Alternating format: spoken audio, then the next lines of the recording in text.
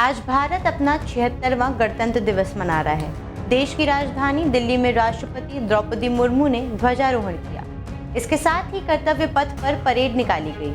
लेकिन देश का पहला गणतंत्र दिवस समारोह राजपथ यानी कि अब तक कर्तव्य पथ पर नहीं मनाया गया था।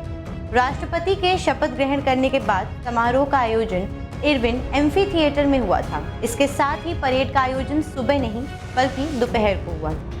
आइए जानते हैं 26 जनवरी 1950 को पहले गणतंत्र दिवस पर क्या क्या हुआ था। नमस्कार, आपका स्वागत है डेली 24 भारत में। मैं हूं आपके साथ अदिति। भारत का पहला गणतंत्र दिवस अपने आप में बहुत ही भव्य था। देश को आज़ादी मिले 2 साल से ज्यादा हो चुके थे और हिंदुस्तान अपना पहला गणतंत्र दिवस मना रहा था। जल, थल और वायु सेना की टुकड़ियों ने इसमें हिस्सा लिया था। पहले गणतंत्र दिवस की परेड में लगभग 3000 जवान शामिल थे। उस समय परेड की अगुवाई कमांडर ब्रिगेडियर JS ढिल्लन ने किया था। भारत के पहले गणतंत्र दिवस के मुख्य अतिथि इंडोनेशिया के तत्कालीन राष्ट्रपति सुकर्नो और 75वें वर्ष बाद इंडोनेशिया के राष्ट्रपति प्रबोवो सुबियांटो इस वर्ष की औपचारिक परेड में मुख्य अतिथि होंगे। आज़ादी के बाद हिंदुस्तान की एयरफोर्स के पास आज की तरह आधुनिक लड़ाकू विमान नहीं थे, लेकिन उस समय के डकोटा और रिफ्ट फायर जैसे छोटे विमानों ने दुनिया को ये दिखा दिया था कि भारत की क्या ताकत। इस परेड में भारतीय वायुसेना के 100 विमानों ने अपनी ताकत दिखाई। 26 जनवरी 1950 की रात को प्रतिष्ठित सार्वजनिक इमारतें, पार्क और रेलवे स्टेशन रोशनी से जगमगा उठे थे, जिससे राजधानी शहर जगमगा उठा था। आइए जानते हैं इस परेड में क्या क्या हुआ।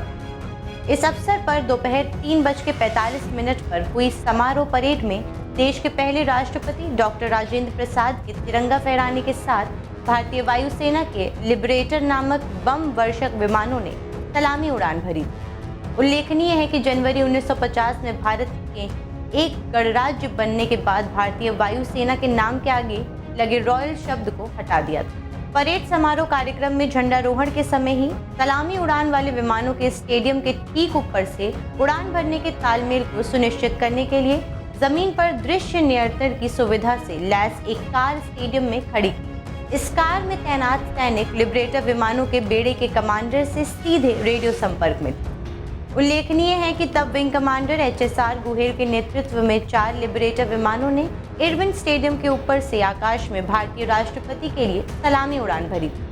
ये इस बात के बावजूद हुआ था कि भारत में कस्बों और शहरों के ऊपर से विमानों के एक समूह यानी कि फॉर्मेशन के रूप में उड़ान भरने पर प्रतिबंध था। फौजी अखबार अब का सैनिक समाचार ने 4 फरवरी के अपने लेख गणतंत्र का जन्म में कहा, गवर्नमेंट हाउस के दरबार हॉल के शानदार रोशनी वाले ऊंचे गुंबदों में आयोजित सबसे भव्य समारोह में 26 जनवरी 1950 की सुबह ठीक 10:18 पर भारत को एक संप्रभु लोकतांत्रिक गणराज्य घोषित किया गया।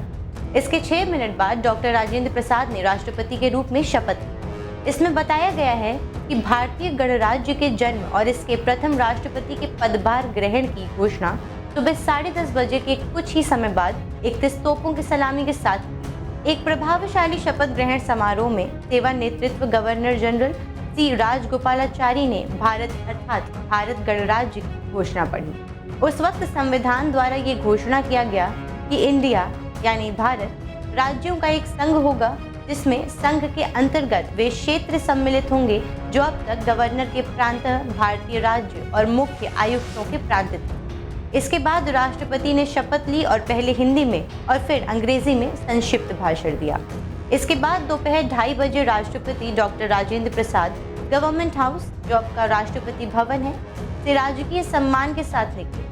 वो 35 साल पुरानी एक गाड़ी में सवार थे जिसमें अशोक की राजधानी का नया प्रतीक लगा हुआ था और इसे 6 मजबूत ऑस्ट्रेलियाई घोड़े खींच रहे थे। जैसे ही जुलूस इरविन एम्फी थिएटर से गुजरा, सड़कों पर जय के नारे गूंजने लगे।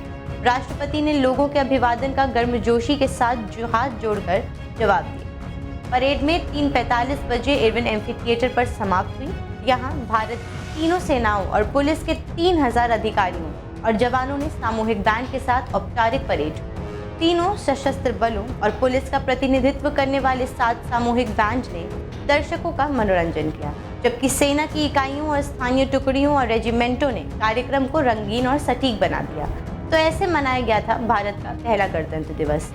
फिलहाल के लिए इतना ही। आगे की जानकारी के लिए देखते रहें डेली 24 भारत।